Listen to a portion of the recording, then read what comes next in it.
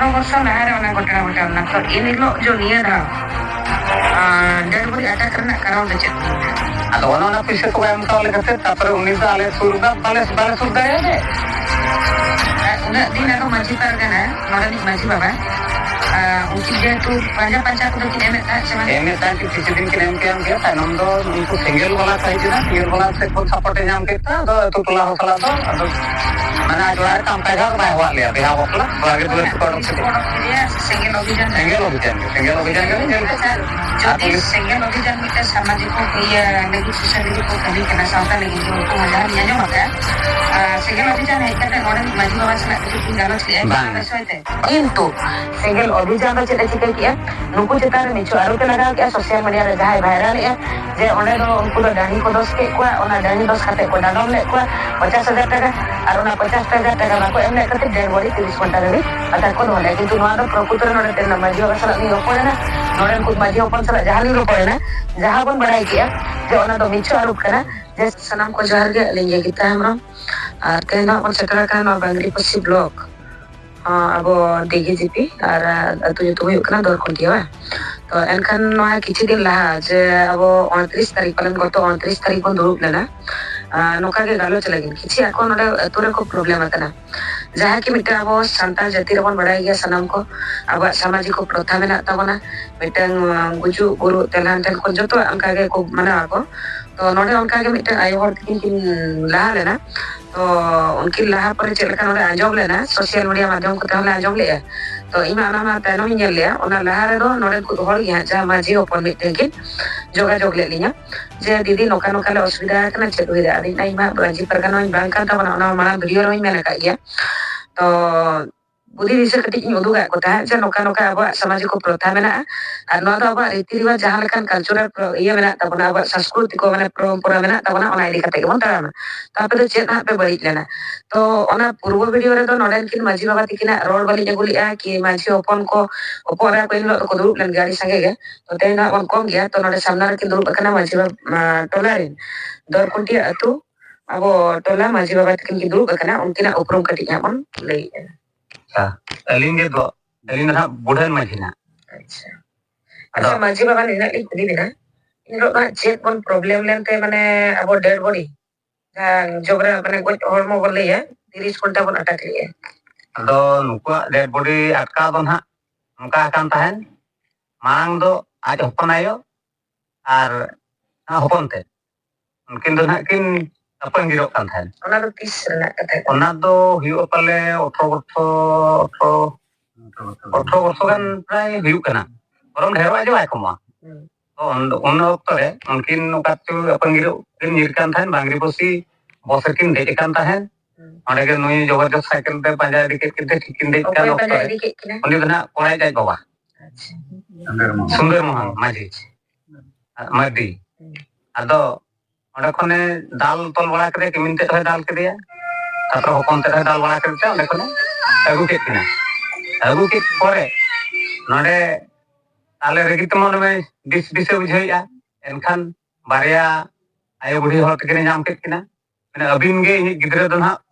बिन नोकाय कना अबिन गे डहनी अच्छा ताले डहनी दोस के किना एनखान उनकिन चेक किन चिके किया अतुरे माने कोई जारा वाला के लिया जारा वाला कते मैंने इन गिदरे दो नी किन खराब करते बहो बांकिन जमे कना स्किन चिके कना ओनाते उनी तो किनाय तो एनखान उनकिन के जारा के खान का मोय हो के पाला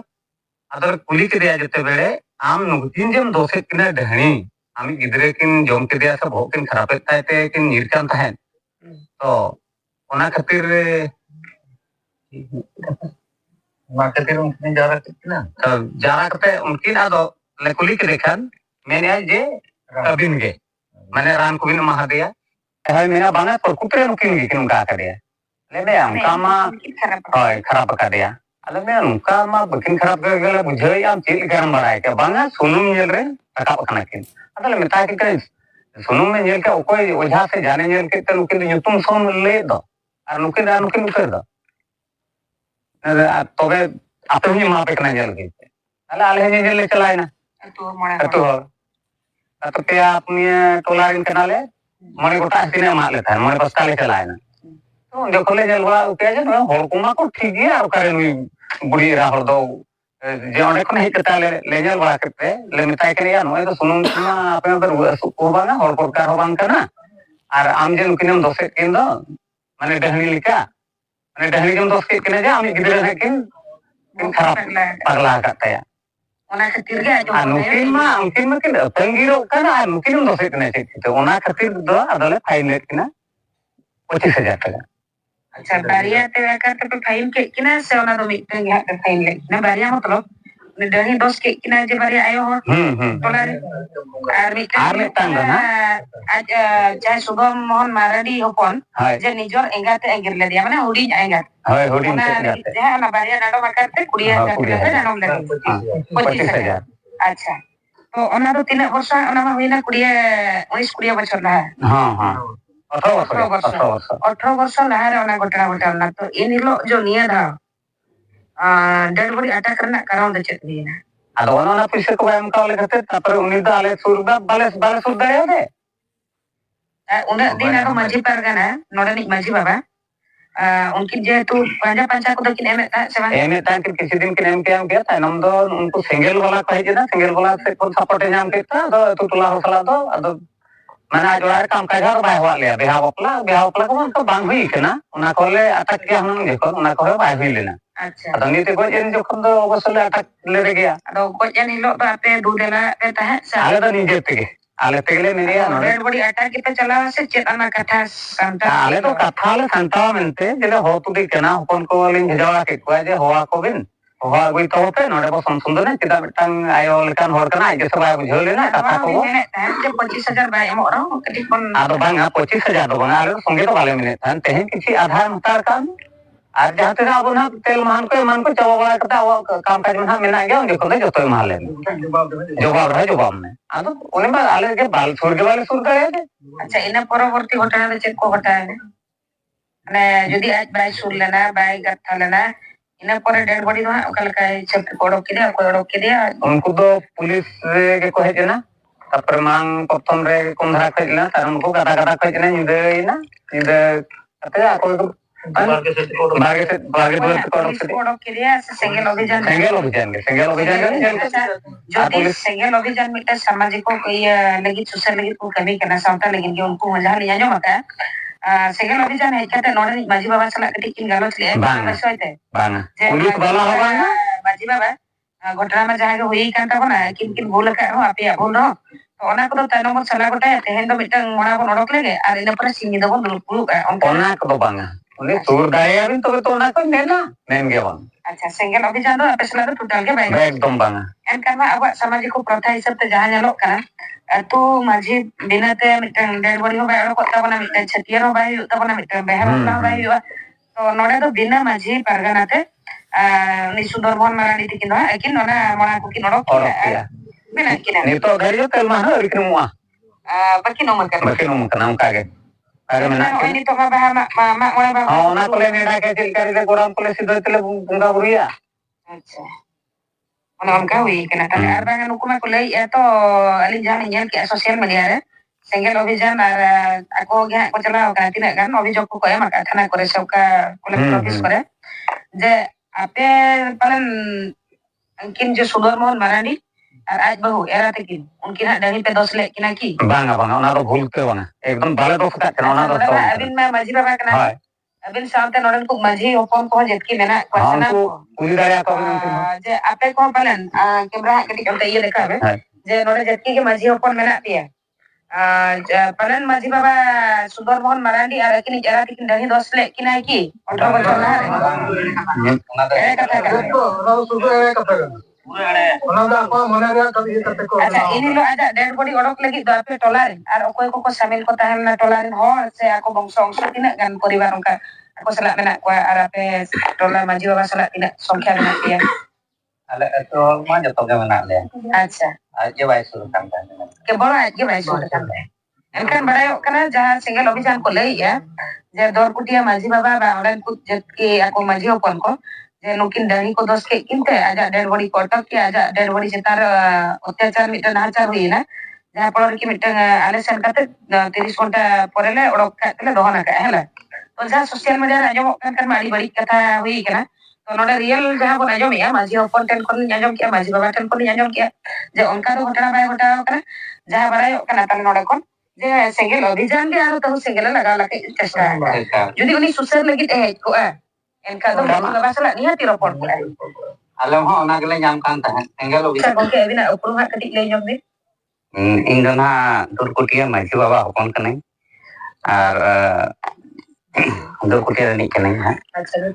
ᱧᱩᱛᱩᱢ ᱫᱚ ᱱᱟᱜ ᱴᱷᱟᱠᱩᱨᱟ ᱥᱚᱨᱮᱱ अच्छा तो अलिंग तो नोआ कुकली लिंग दोय जहां मांझी बाबा मचा खन मने आंजम किया तो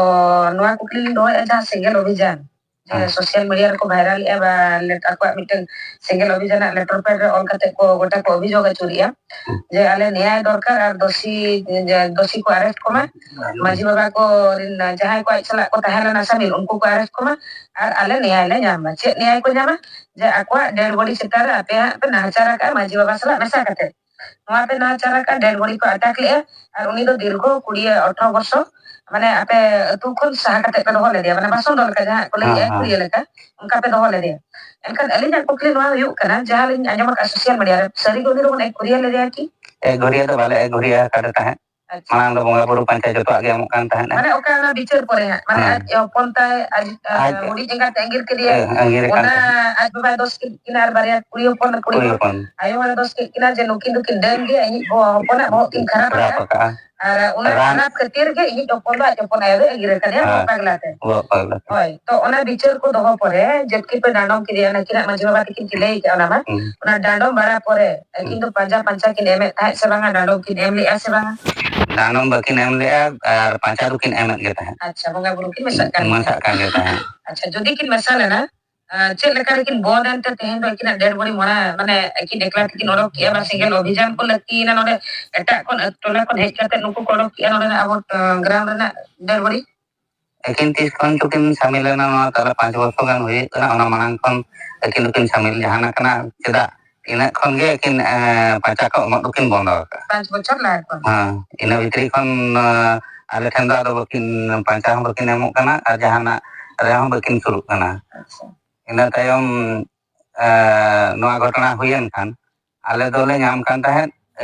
bicar le khojok kan tahen ale do mona ole oroke gete joto ge ke mile golaya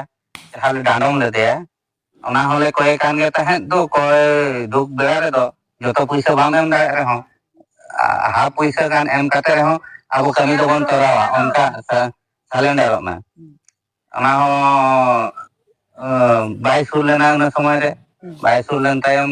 बागे सेंते सेंगेल अभियान हे कते को ओडक दिया कान था अच्छा सेंगेल अभियान दो एनकन तुम जते बरा अब ग्राम में बोलो है ना नोडन किन दो कुटियारिन माझी बाबा किन सला दो बकिन गालो का अच्छा ताले नितो मा हमको एटा ग्राम में कते जुदी अब डेड बॉडी को ओडक किया अब मारिगान अब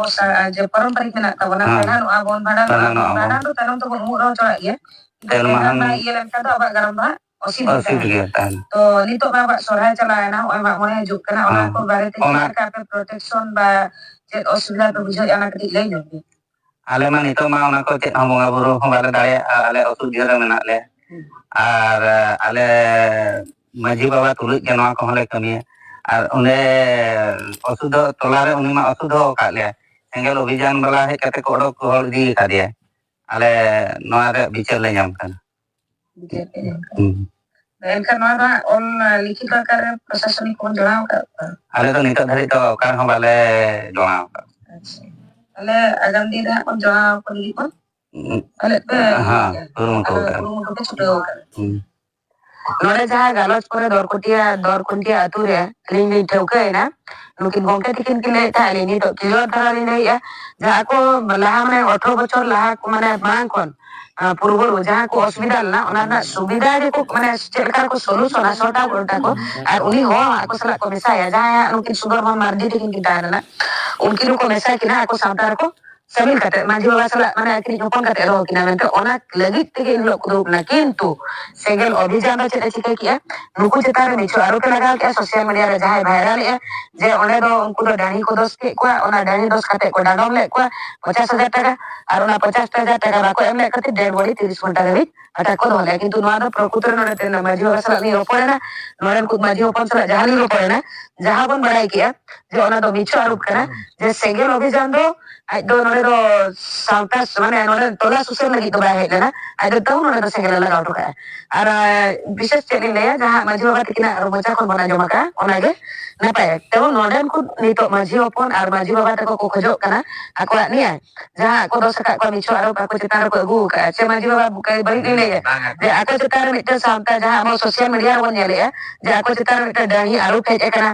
ako cetar mite dandom rena kurang kita kena dandom ma ona ma mena iya abo sobidan ten advocate isra kata kata oi 2 din purwar ge je mite ape jo paramparik nokan tapi ya ape do yuk kana jadi oi galti ka dandom ya ape ona do mena ta mana ko ব্যবস্থা oi jo kichu ko mena rudi protha abo 30 kon implement kana acha rudi protha abo ape bole 30 kon maji pargana ko benao kana uni lo kon ge aba do implement kana abo rudi protha do na implement lagi dona cetar garo koi banu ya na video madhyam te ni kukli ko do ya